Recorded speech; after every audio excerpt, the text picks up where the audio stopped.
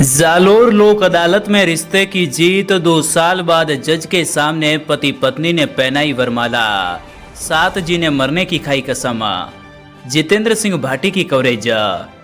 जालोर राष्ट्रीय लोक अदालत में शनिवार को एक ऐसा भावुक नजारा देखने को मिला जिसने हर किसी की आंखें नम कर दी।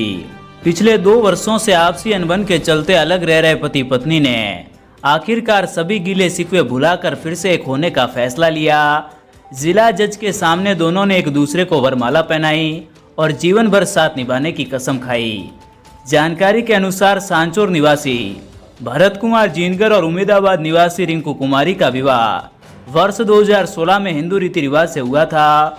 शादी के कुछ समय बाद दोनों के बीच विवाद शुरू हो गया और हालात इतने बिगड़ गए कि करीब 2 साल पहले दोनों अलग रहने लगे।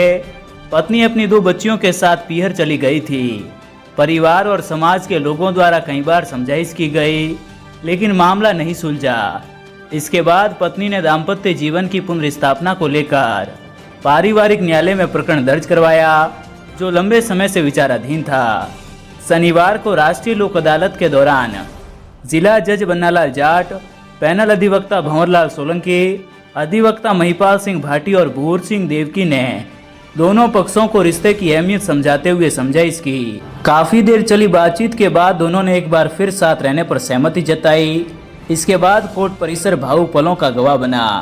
जिला जज के सामने पति पत्नी ने एक दूसरे को वरमाला पहनाई और हमेशा साथ रहने का वचन लिया। ये दृश्य देखकर कोर्ट में मौजूदा लोगों ने तालियां बजाकर खुशी जाहिर की। सबसे खास बात यह रही कि महिला अपने पियर जाने की बजाय पति का हाथ थामकर सीधे ससुराल के लिए रवाना हुई। राष्ट्रीय लोक अदालत में रिश्तों को जोड़ने की यह पहल लोगों के बीच चर्चा का विषय बन रही है। भीनमाल की आवाज़। श्रीमती रिंकू और भरत कुमार के मध्य 2016 में विवाह हुआ था और अभी कुछ 2 वर्ष पूर्व इनके दाम्पत्य जीवन में कोई विवाद हो गया था जिससे ये दोनों अलग रहे थे।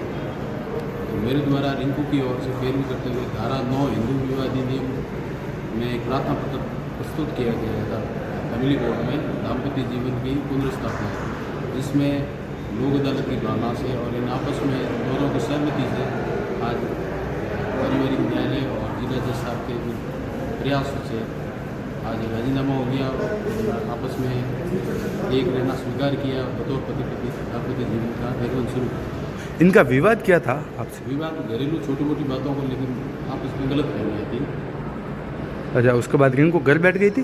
उसके बाद रिंकू अपने पिता के घर उम्मेदाबाद थी और उसकी तरफ से मैं महिपाल सिंह भाटी ने और संतोष भाटी जी वकील साहब ने एक प्रार्थना पत्र पेश किया था पुनर्स्थापना के लिए।